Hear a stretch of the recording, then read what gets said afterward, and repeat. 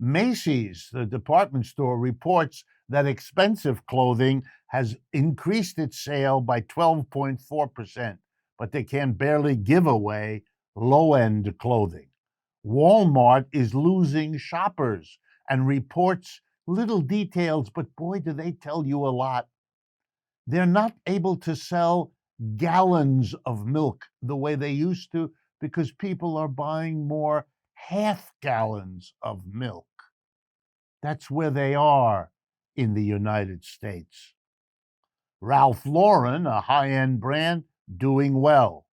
Kohl's and Ross stores, not at all. They can't sell branded. They only sell store name clothing. Costco and other big companies are holding the price, they report, of their rotisserie chickens because people come in to get those for their dinner meals. They dare not raise the price because then people will go elsewhere for their rotisserie chicken. So they hold the price, advertise that, and then jack up the price of everything else that people buy in the store once they've come for their rotisserie chicken. Wow. The last update I have time for in this first half is about Elon Musk, the billionaire. You know him. On Twitter, he wrote recently, and I quote, "Use of the word billionaire as a pejorative is morally wrong and dumb, D-U-M-B." That's from Elon Musk. Morally wrong to put a limit on how much wealth you can accumulate.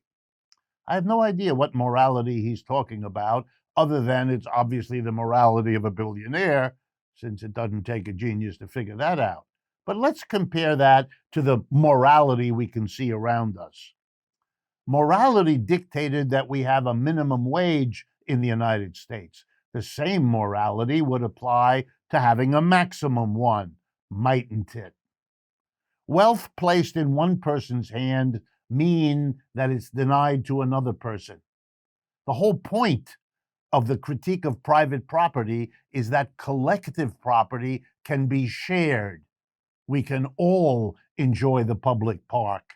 We cannot if it's given to a private person. We have an inheritance tax in this country, sometimes called an estate tax.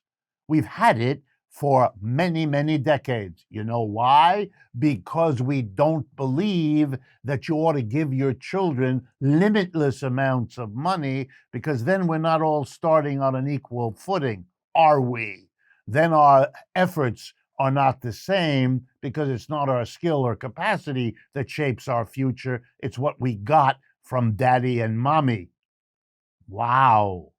So the morality of an inheritance tax certainly makes the morality of criticizing a billionaire as a concept perfectly moral and consistent with the morality of our tax system. Indeed, we have a peculiarity of billionaires weaseling out of the taxes. We tax property in every American city and town, land, buildings, cars. We don't tax stocks and bonds, which is the property of the billionaires by and large.